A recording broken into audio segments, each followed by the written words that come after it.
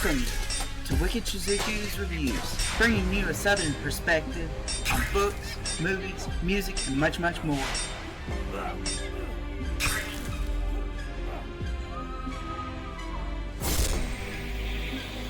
Stick around for a while, you just might hear something wicked.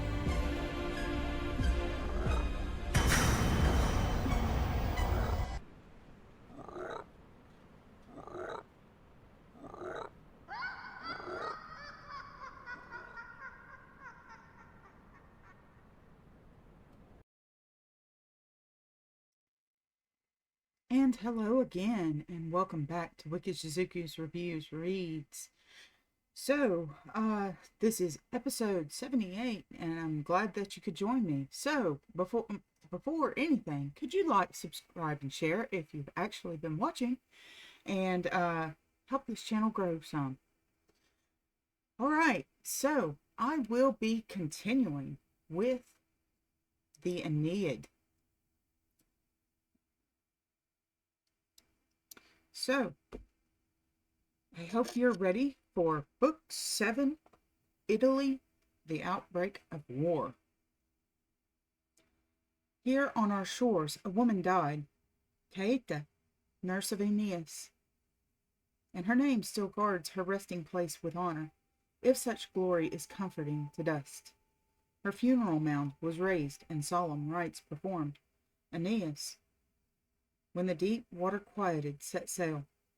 The wind held fair to the night, and the white moon revealed the way over the tremulous water. They skimmed the shores of Circe's island.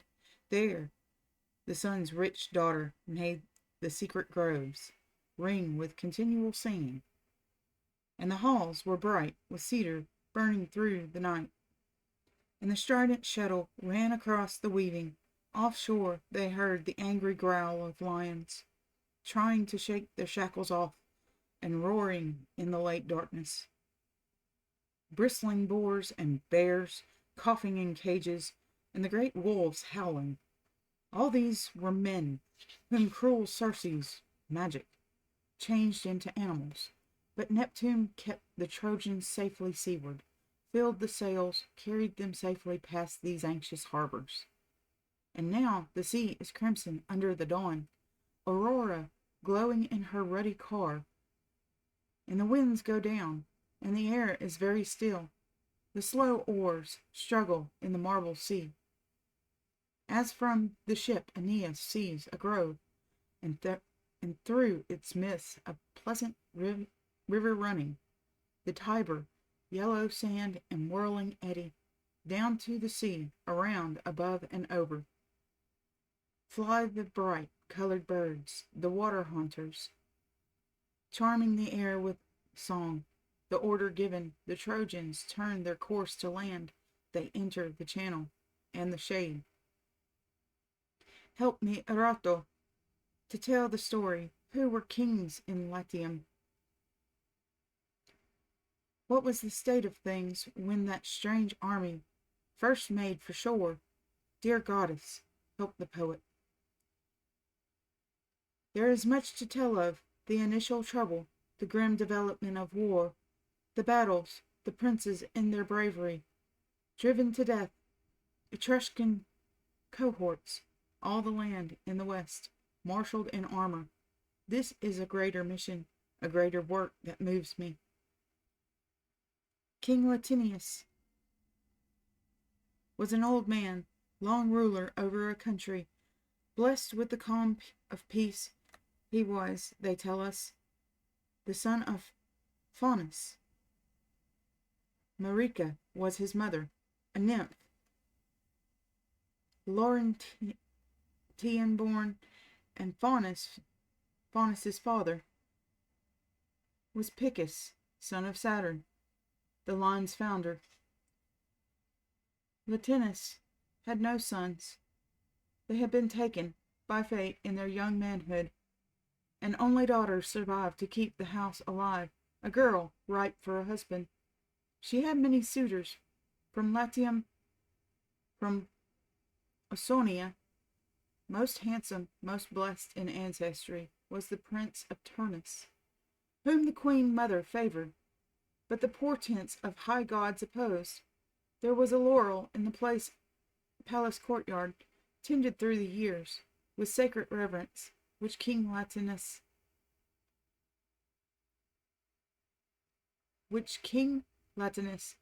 when first he built the city, had discovered, and hallowed to Apollo, and the people were called Laurentines,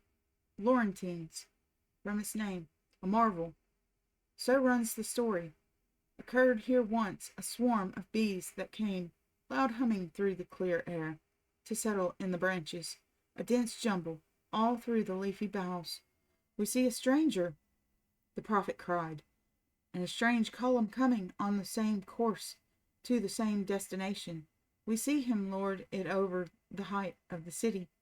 Another time Lavinia was standing beside her father at the altar, bringing the holy torch to light the fire, when horror! Her hair broke out in flame.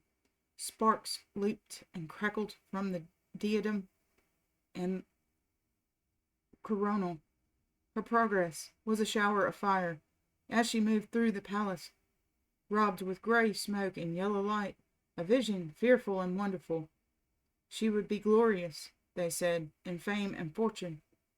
But the people were doomed on her account to war. Latinus was troubled by such prophecies, and turned to Faunus, his prophetic father, seeking his oracles for help.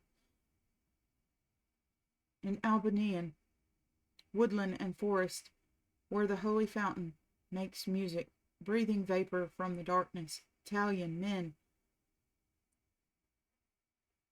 Onotrian tribes, in trouble, come here for answers. Here the priesthood, bringing the offerings for sacrifice, by night time slumbers on fleece of victims, seeing visions, hearing strange voices, meeting gods in converse. Deep down in Archeron, hither Latinus came pilgrim and petitioner. The fleeces were spread for him, 100 woolly victims. As he lay, half waking and half sleeping, from the deep grove he heard a voice. "My son, do not seek a Latin husband for the princess. Distrust this bridal. Stranger sons are coming to wed our children, to exalt our title high as the stars, and from that marriage offspring will see, as surely as the sun looks down on ocean, the whole world at their feet." These answers Faunus gave to his son, warnings in the night and silence. Latinus may have said no word, but rumor had spread the news all up and down the cities throughout Ausonia.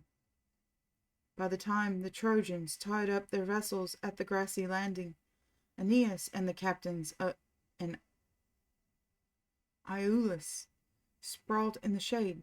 A feast was spread. They placed the wheels of hardtack on the ground, and on them morsels of food and sliced or quartered apples. And after these were eaten, hunger drove them to break the discs beneath the teeth and fingers. "Ho!" cries Iülus, "we are eating our tables." A boy's joke, nothing more. But the spoken word meant something more and deeper to Aeneas, an end of hardship. He caught up the saying, felt the god's presence. "Hail!" he cried, remembering. "Hail, O my destined land! All hail, ye faithful gods of our homeland! Here our country lies. Now I remember what Anchises told me, my son, when hunger overtakes you, driven to unknown shores, and the food seems so little, you find it best to gnaw on tables also. Their hope for home, their build, however weary, the city walls, the moat, the ditch, the rampart. This must have been that hunger, and the ending of our misfortunes. Come then, let us gladly explore what lands these are, what people hold them. Now pour your cups to Jove in the light of morning. Pray to Anchises, let the wine again go round in happiness." He wreathed his temples with forest greenery and made his prayers to the genius of the place, to the nymphs, to earth, oldest of goddesses, to the unknown rivers, to night and all her rising stars, to Jove, to Cybele, to his parents in the heaven or Hades. And the Almighty Father thrice made thunder from the clear sky, and a bright cloud blazed above them with rays of burning light.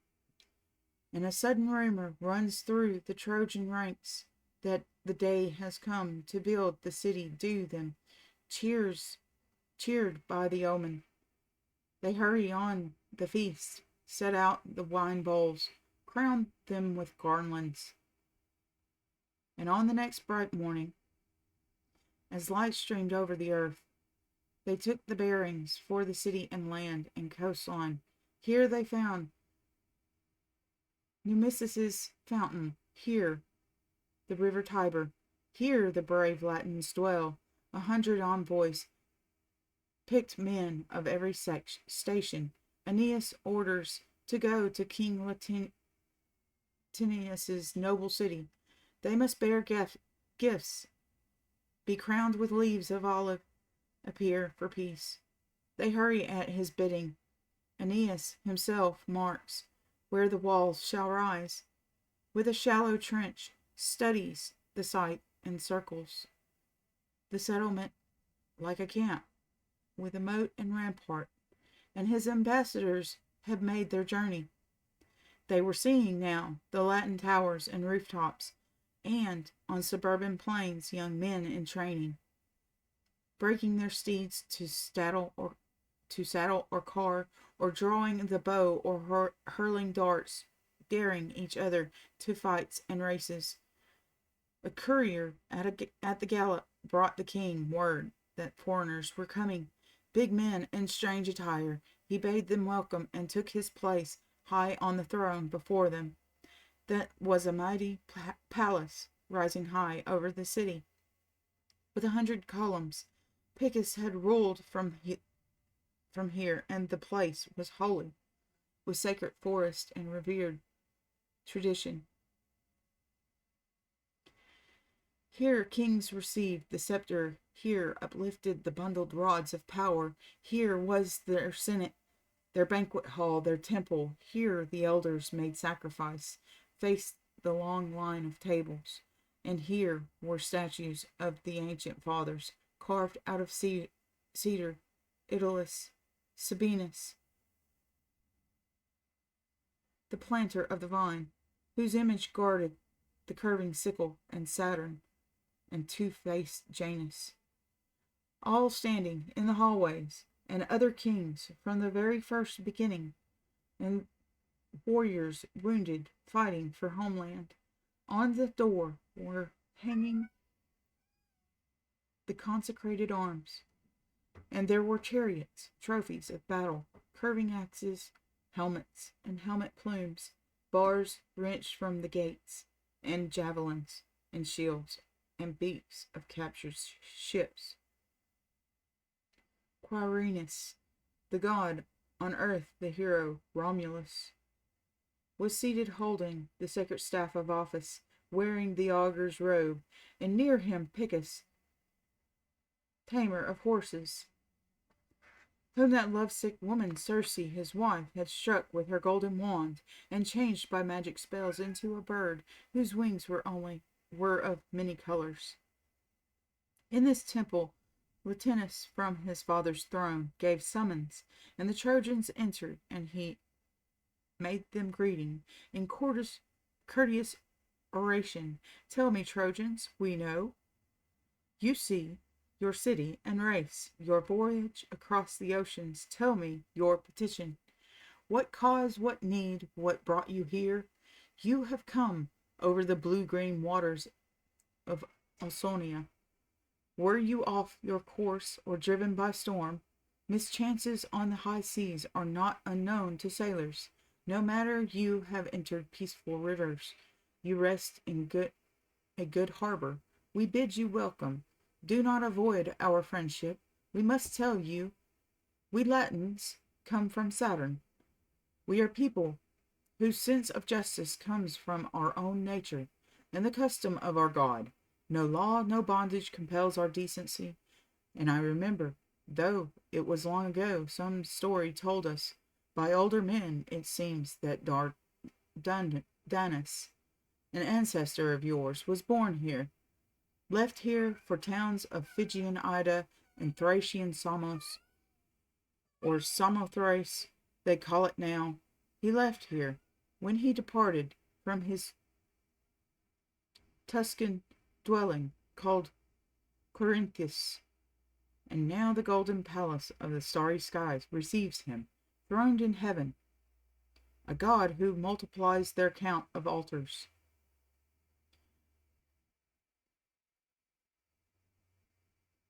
Olynius answered, Son of Faunus, great king, no tempest and no blackness drove us over the waves to shelter here. No star, no shore has fooled us in our voyage. We came on purpose and with willing hearts to this your city, exiled from a kingdom, the greatest once that ever the sun looked down on. We come from Jove, in Jove as ancestor. The sons of Troy rejoice. Our king, Aeneas, himself is sprung from Jove. It is he who sent us to seek your threshold. No one in all the world, whether he lives on the farthest edge of ocean, whether he lives in the deepest heart of the tropics, no one, I think, but knows how fierce a storm cloud broke from Mycenae over the plains of Ida, and how 2 worlds, Europe and Asia, battled, driven by fate to war. We have been driven by that great tidal wave across vast oceans. And now we ask a little home, a harbor. We do no damage for our country's gods. We ask for nothing more than all should have, for air and water. You need not be sorry. We shall do nothing shameful in your kingdom. Your fame, your kindness, as well as we tell the story, will grow in greatness. Ausonia, I promise, will not regret receiving Troy. I swear it on our captain's fate and honor, proven often in loyalty in war. There are many nations and people both, who have often sought us, wanted us for their allies. Do not scorn us for coming as petitioners with garlands, with suppliant words. It was the will of heaven that drove us to your shores. Dardanus came from here, and over again Apollo guides us to Tiber and Numicia's sacred fountain. Our king is sending presents, little tokens of former fortune, relics and remainders rescued from Troy on fire. This gold Anchises used when he poured libations at the altar. This scepter and this diadem were Priam's, who wore these robes, the work of Trojan women, when he gave laws to the assembled people. Latinus, at his words, was grave.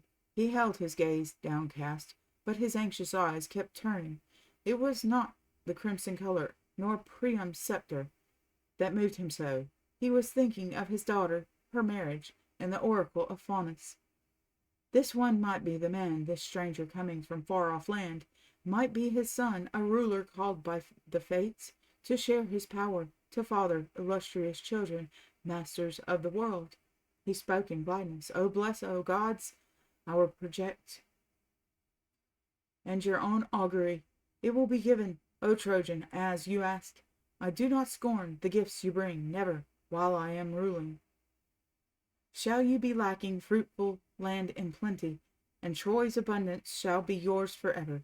And as for King Aeneas, if you bring us true tidings of his longing for our friendship, our hospitality, and our alliance, let him appear in person.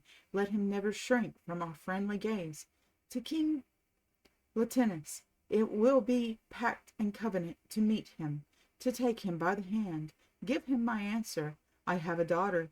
Prodigies from heaven, innumerable, and my father's warnings, delivered through his oracle, forbid me to give my daughter to a native husband. They tell me that my son-to-be is coming, from the foreign shores to raise our name to heaven. Such is the prophecy they make for Latium. Your king, I think, must be the man they promise. If I have any sense of divination, he is the one I choose. And he brought horses, the pick of his stables, out of all his hundreds, assigned them to the Trojans in due order. Swift runners they were, caparisoned with crimson, with saddle cloths of gold and golden halters swung at their shoulders, and the bits were golden. He chose a chariot for Aeneas, with it 2 stallions breathing fire, immortal horses sprung from the stock of with Circe. In her cunning had stolen from the sun her father, and bred them to her own mares. The Trojans rode back happily with gifts and peace and welcome from Latinus. And here was Juno coming back from Argos, riding the air, and fierce as ever, seen as far away as Sicily and Puccinus. Aeneas and the Trojan fleet rejoicing. She saw them building homes, she saw them trusting the friendly land. She saw their ships forsaken. She stopped, she tossed her head, in hurt and hatred, speaking with none to listen. There they are, the race I hate, the fates that fight my own. They could not die on Stygian fields. They could not be captured. They stay captured. Troy went down, it seems, in fire, and they rose from the ashes. Armies and flame were nothing. They found the way. Whereas my power, no doubt, lies weak and weary. I have hated them enough. I am tired of hating. I have earned my rest, or have I? I dared to follow those exiles over the water with deadly hatred, used up all threats of the sea and sky against them. And what good did it do? Celia, Charybdis, the Syrtis, all availed me nothing. Tiber shelters them in his channel now, in safety. What do they care for me or the threats of ocean? Mars could destroy the giant race of Lapiths. Jupiter put a curse on Calydon to soothe Diana's anger. What had either Calydon or the Lapiths done to merit the vengeance of the gods? But I, great queen of heaven, wife of Jove, I keep enduring, dare everything, turn everywhere for nothing. I am beaten by Aeneas. So, if my power falls short of greatness, I must try another's. Seek aid where I can find it. If I cannot bend heaven, I can raise hell. It will not be given. I know, to keep him from his kingdom, to keep him from his bride, Lavinia, Latium, will come to him in time.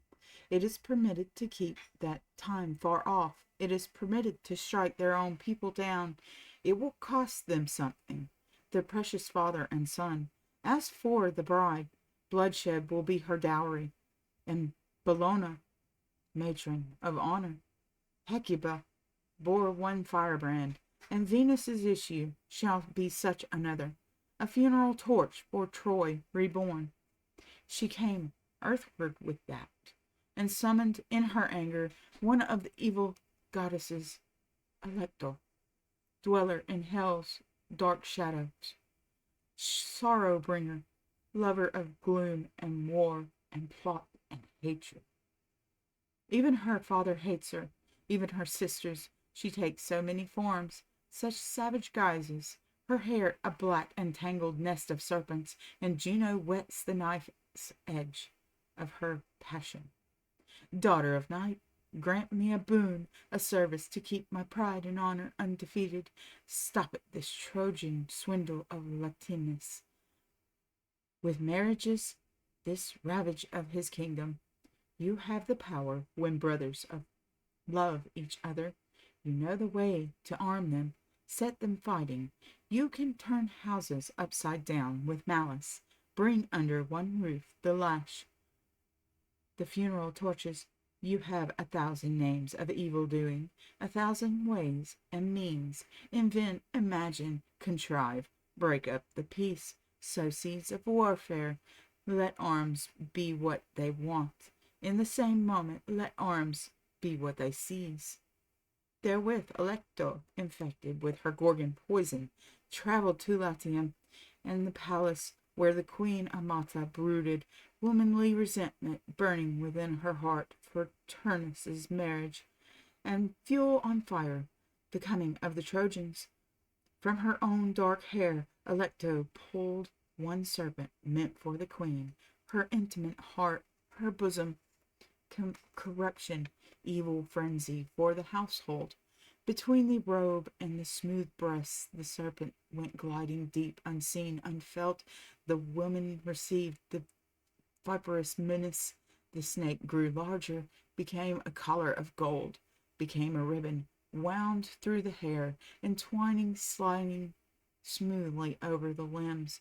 Mercurial poison, working with slow infection, no great passionate fury, so that the queen at first spoke low and softly, as mothers do, protesting to Latinus, and weeping for her daughter's Trojan marriage.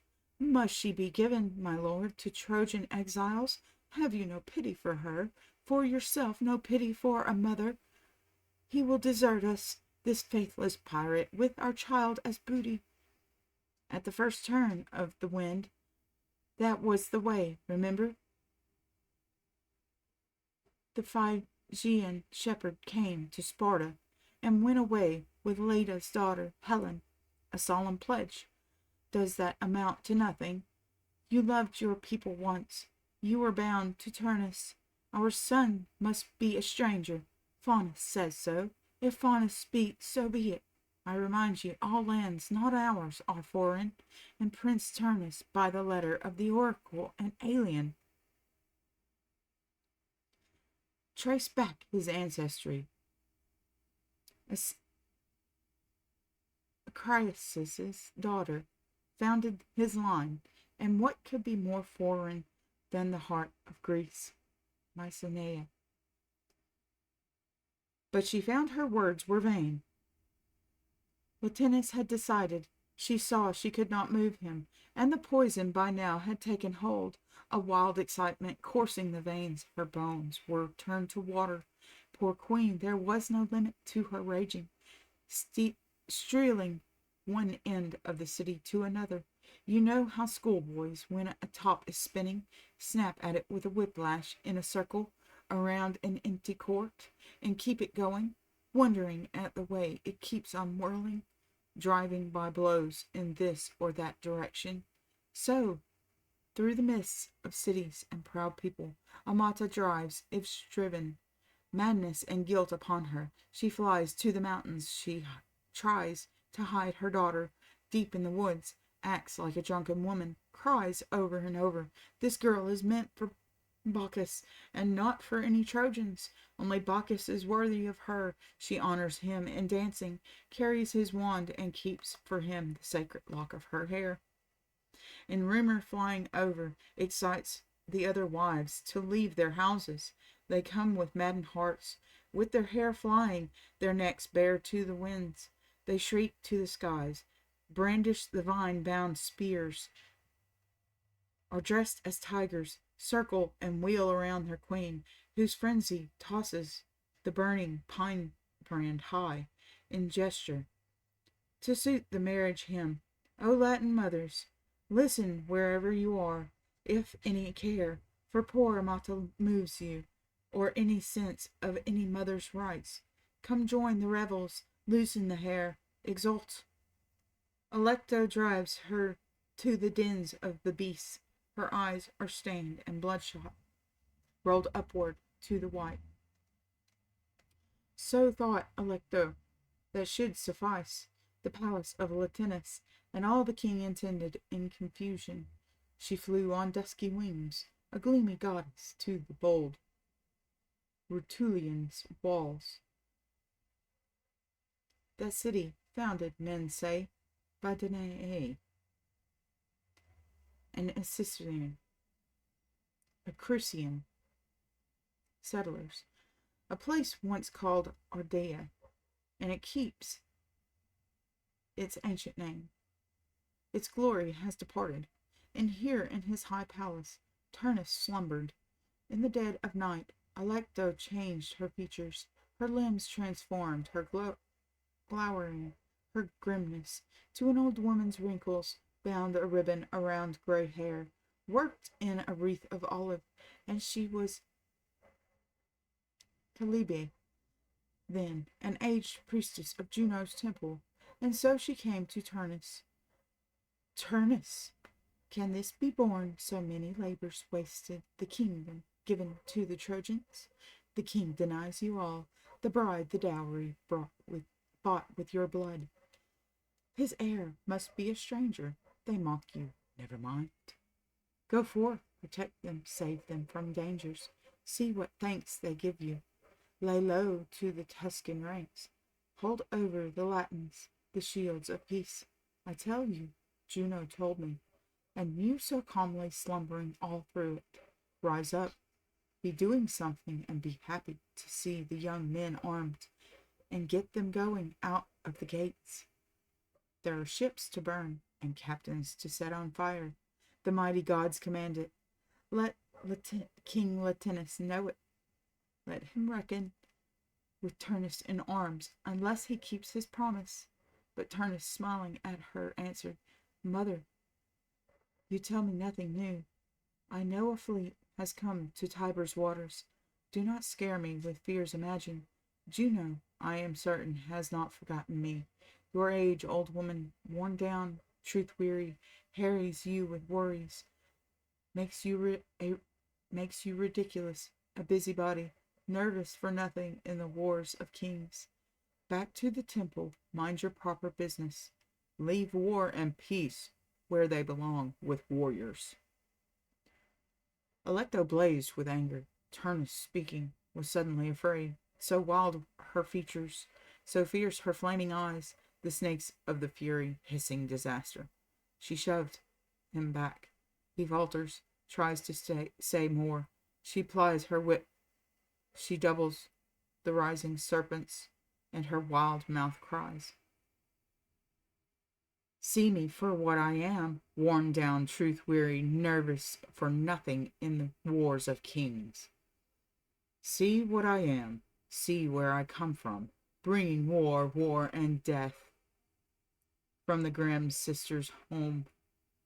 She flung the firebrand at him, torch and terror smoking with lurid light. The body sweating is torn from sleep. He cries for arms. He seeks arms at his bedside, through the hallways, lusting for sword and steel.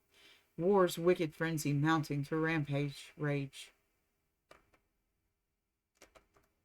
Even so, a cauldron bubbles when fire burns hot beneath, and water seethes, stirs, shifts, breaks out in boiling, and the cloud of steam goes towards the sky. The peace is broken. The call to arms is given. Let the captains march on Latinus, drive the foe from Latium, protect the fatherland. Turnus is coming. No matter who they are, Trojans or Latins, Turnus will take them on. And his example, his frenzied prayer, shook to Rutulian comrades, all eagerness for war. They all admired him for handsome bearing, youth, or deeds of courage, or kingly birth. Boldness engenders boldness. Alecto, meanwhile, took a new direction. To the Trojans now she had found a place for mischief. Along the shore she had seen Iülus hunting. His hounds were driven to madness. The scent was rank, hot in their nostrils. Away they went, the pack, in full cry after the deer. And that pursuit was the first cause of trouble, that first kindled the countryside to violence. That deer, a handsome animal with mighty antlers, belonged a pet to Tyrrhus and his children, who had raised him from a fawn. Tyrrhus, the father, was keeper of the royal herds, and Sylvia, the daughter, used to comb the beast and wash him, twine garlands in his horns. caress and love him, and he, grown used to her, would wander freely over the woods and meadows, and come home at nightfall to friendly door and stable. This was the dear Iolaus's hound had started floating down stream, reclining by the river for coolness' sake, where young Ascan Caneus, burning for a huntsman's praise, saw him, and loosed the arrows that pierced the belly and side. So the poor creature came wounded to the house he knew, and moaning crept into his stall, bleeding, and like a person asking for help, filled all the house with sorrow. First Sylvia came, beating her arms, and others, summoned for help, equipped themselves for vengeance, with Alecto lurking in the silent forest. A knotted club, a sharpened stake, a firebrand, whatever comes to hand will serve. When anger is looking for a weapon, Tyrus calls them. They are warriors now, not farmers. They leave the logging, the quartered oak, the wedges. In breathless anger, Tyrus grabs up the axe. A perfect moment for the goddess on her watchtower. She comes flying to the stable roof. She sounds the shepherd's call, straining her hellish voice on the curved horn, till grove and woodland echo. Diana's lake hears, and Vilnius's fountain, and white Ner, the spring of sulphur, and mothers, in their panic, holding their young children close, but swift to the sound, the dire alarm, came the farmers running. They call no man their master. They snatch up weapons, and on the other side the youth of the Trojans pour through the open gates to help Iolaus. They are drawn up now. No more a rustic quarrel with stakes and clubs. The double-bladed steel decides the issue. Swords are drawn. The harvest is black and spiky. Bronze defies the sunlight, tossing its luster cloudward as waves at sea. At first are little white caps under the wind, and slowly turn to billows, and then great combers. So rose the swell of war. Young Almo fell, eldest of Tyrus' son. A whirring arrow pierced the throat, choked him on his own blood, and many around him fell, among them one, a good old man, Galaeus,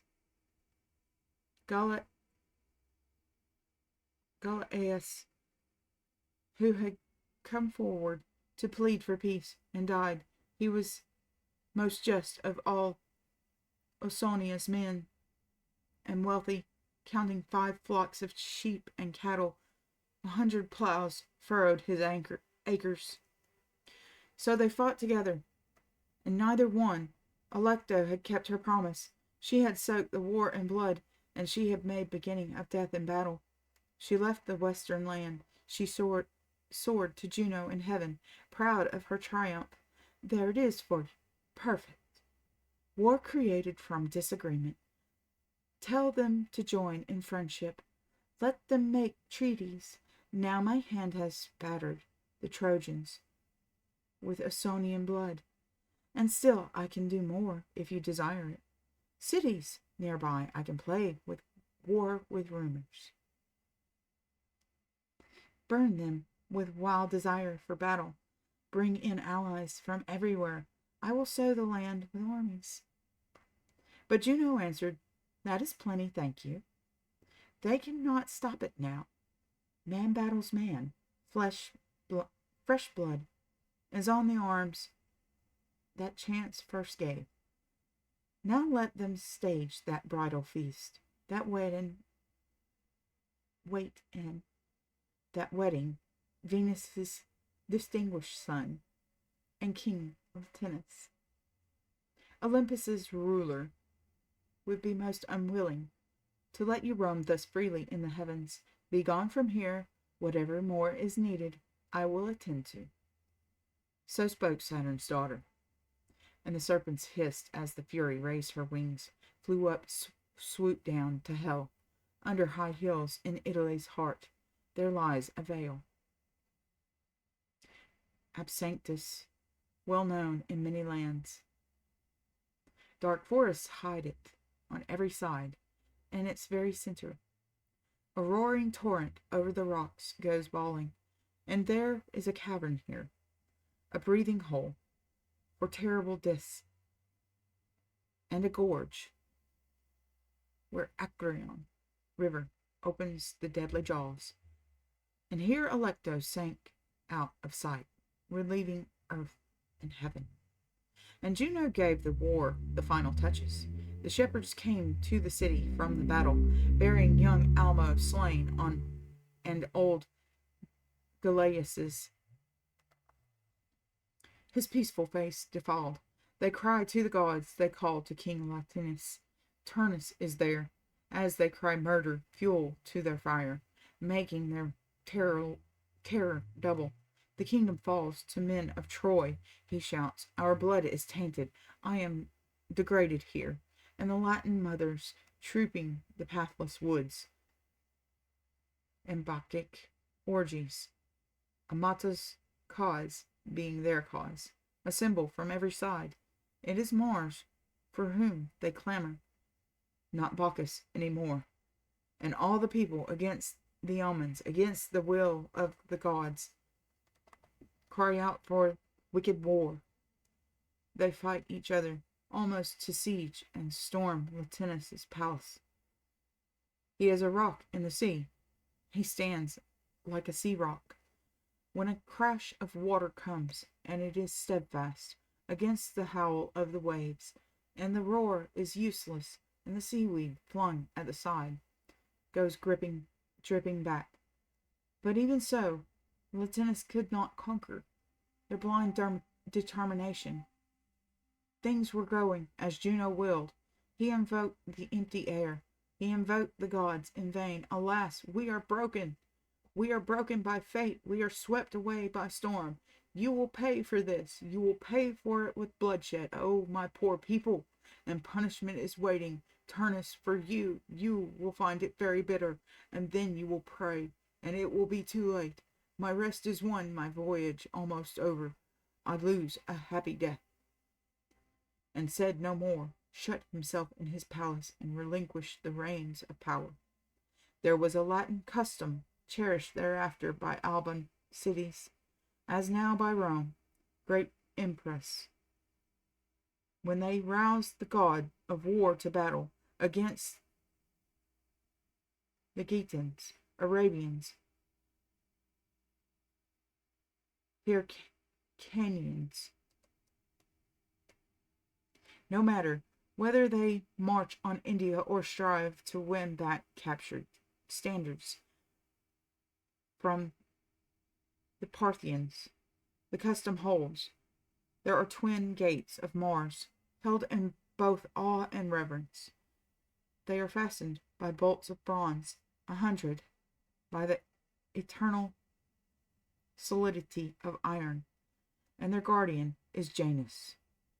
Always watchful at the threshold, these, when the fathers vote to war, the consul, girt in the dress of Romulus and belted, Gabinian wise, with his own hand must open, must swing the portals wide, with his own voice cry war, and the others follow, and the trumpets give tongue in bronze agreement. So Latinus was called on by that custom for announcement of war against the Trojans, for the opening of those grim gates.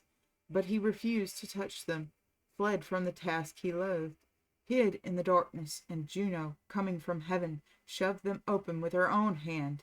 The turning hinges grated, the iron loosed for war, and all Ausonia, listless till then, unmoved, blazed out in fury. On foot they came, on horseback, through the dust, and the cry rang out, "To arms!" They oil the shields, they make the javelins shine. They hone the axes, they love the sight of banner, the sound of trumpet. In 5 great cities, Tiber, Crestu, Miriam,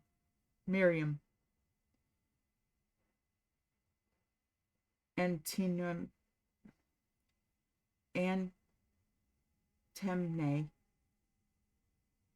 Athena, and Ardea. Strong towns and proud and turret-crowned, they forge new weapons on their anvils. They carve out helmets, make wicker covers for the shields. They hammer breastplates of bronze or greaves of pliant silver. They beat their plowshares into swords. The furnace gives a new temper to the blades of their fathers. Alarum sounds, passwords whispered. Helmets come down from the wall. The yoke weighs down the horses. A man puts on his armor, picks up his shield, buckles his sword to his side. Open the mountain, muses release the song. What kings were hurried, hot haste to war, who filled their battle lines. Now Italy blossomed with men and burned with weapons. For you remember, muses, you have power to make us all remember great deeds that rumor, far off and faint, brings to our recollection.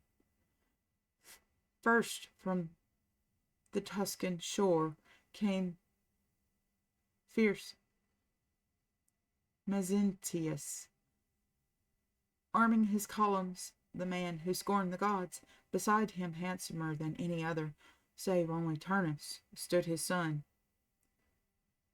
young Lausus, tamer of horses, huntsman from Aglia, leading 1,000 warriors, a vain mission. He was worthy, Lausus, of a happier fortune than being his father's subject. He was worthy of a better father. Near them, Aventinius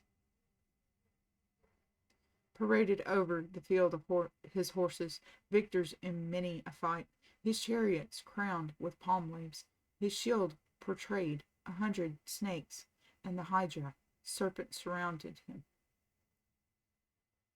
a token of his father. For this was Hercules' son, whose manly beauty was like his father's. His mother was a priestess, Rhea, whom Hercules had known when victor he had slain Geryon.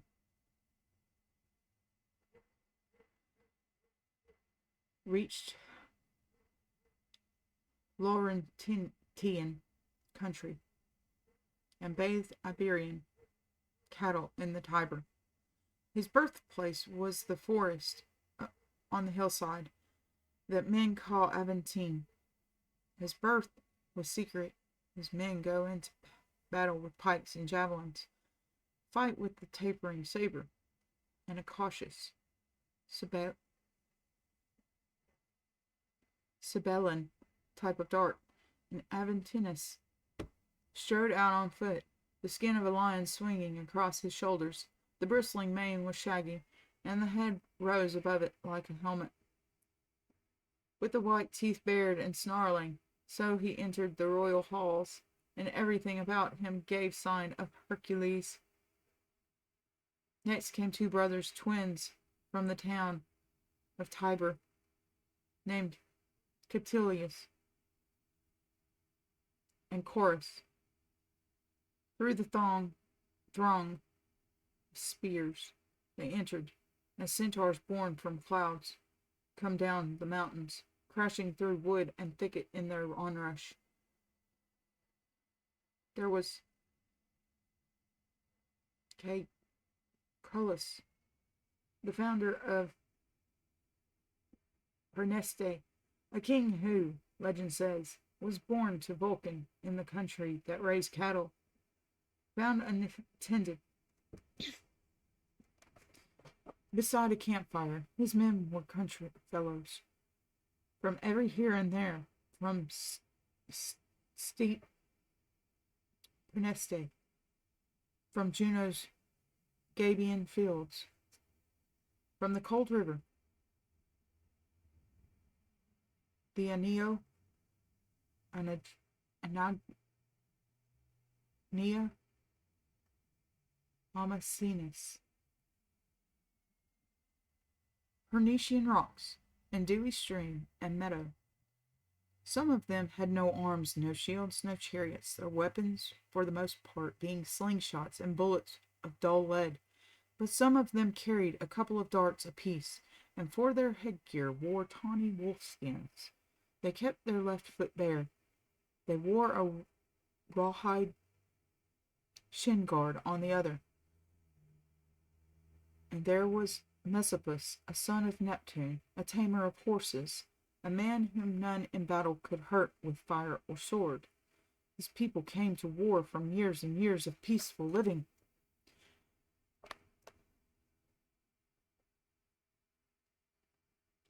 Men from Vesinium, Soratis mountains, Flavian fields, Salminus's lake and hillside, Caperna's groves, or Capina's groves. They sang as they were marching, hailing their king in measured step and rhythm, their music like the sound of swans bound home, white through the white cloud, as they return from feeding, and the long throats pour echoing music over meadow and river. You could not think of warriors marshaled in bronze in that array, but a cloud of raucous birds driven from sea to shore. Clausus, a host in himself, led a great host of Sabine blood. The Claudian tribe at Rome of Sabine origin owes to him its name. His followers came from many cities: Curus, Iratum, Amiternum, Mutasca, renowned for olives, Tetrica, Nomentum, Valenius's countryside, and Mount Severus, Casperia, and Foruli. Many rivers had served their thirst. In the Fabaris, the Tiber, Camilla's stream, Chil Narcia, and Alia. A name of evil omen. They came like waves rolling to Africa's coast when fierce Orion sinks in the wintry ocean, as thick as grain, turned brown in early summer on Hermus's plain, or Lydia's yellow acres.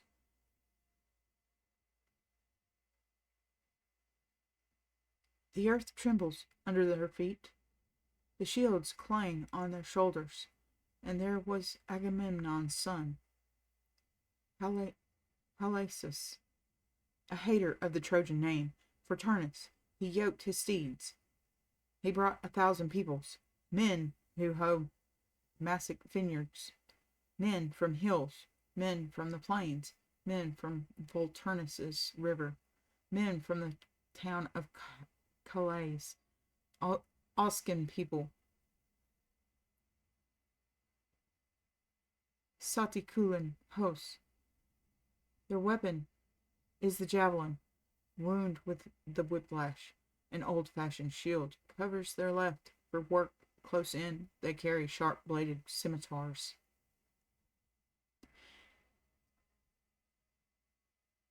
And Obalus was with him, son of Telon and Sebethus, born by that nymph when Telon, old, was ruling over Capri, a realm his son extended over Zoroastrian tribes, over the plainland, the Sarnus waters,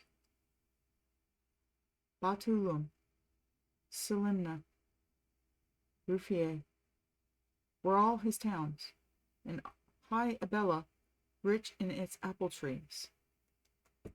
These warriors carried some kind of German dart. They used for headgear bark of the cork tree. Shields and swords were bronze. From Nursae, Ufens came. a man distinguished in arms and reputation. His tribe were huntsmen, farmers after a fashion. They wore their armor, even when plowing. Rugged soil they lived on. They loved to raid and live on what they raided. Archippus, the Meridian's king, had sent a warrior priest, Avril. Renowned in courage, his helmet carried olive leaves. He knew the arts of charming serpents and of healing their venomous wounds. He had no magic. Later, against the Trojan spear point and the herbs gathered on Marcian hills, availed him little in days of war. His native groves and waters mourned his untimely death. Horatius' handsome son, Verbenus, came, raised in the groves, the marshy shores around Diana's altar. Most rich, most gracious. Hippolytus's father, his father, had once been slain, the story runs, a victim of Phaedra's hate and passion, and the vengeance his father took. He had been drawn and quartered by Theseus' stallions.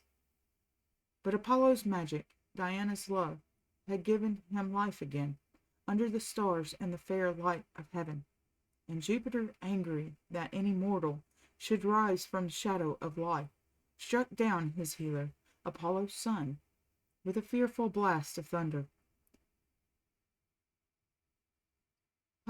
Hippolytus, being hidden by Diana in a secret place, where the nymph Egeria tended her sacred grove.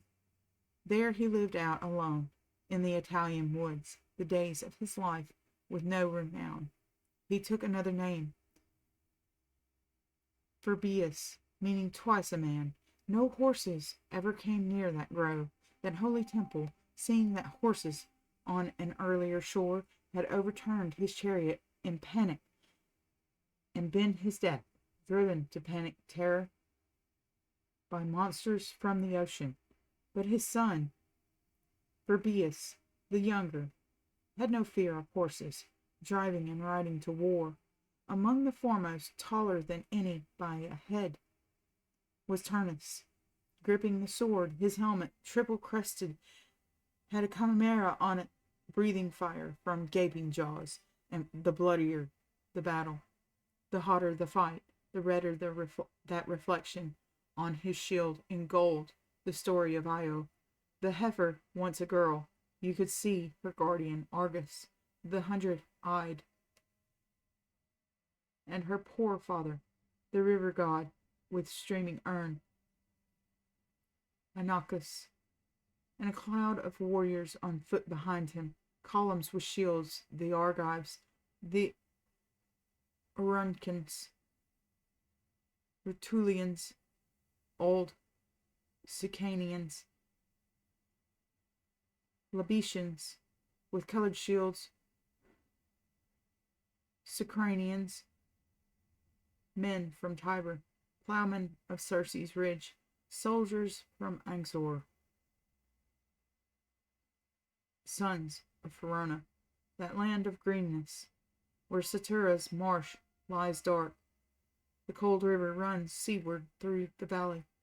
And last of all, Camilla rode, leading her troops on horseback, her columns bright with bronze, a soldieress, a woman whose hands were never trained to weaving, to the use of wool to basketry, a girl as tough in war as any, in speed afoot, swifter than wind. She could go flying over the tips of the ears of wheat and never bruise them. So light her way, she could run on the lift of the wave, dry shod, and they came from the houses and fields to wonder, to gaze at her going, young men and matrons thronging, wide-eyed with parted lips, at the glory of royal crimson. Over her shoulders smoothness, the clasp of gold in her hair, and the way she carried the Lycian quiver, the heft of the pastoral myrtle. the wand with the spear point. And that was the end of book 7. Yes. Italy, the outbreak of war. So, in the next time we continue, it will be Aeneas at the side of Rome in book 8. So I hope you enjoyed this episode. And if you found this educational, if you found this entertaining or enjoyable, would you please give me a like, subscribe, and share? And as always, if you have any questions, please put them down in the comment section below, and I'll get back to you. Have a good evening, everyone. Good night.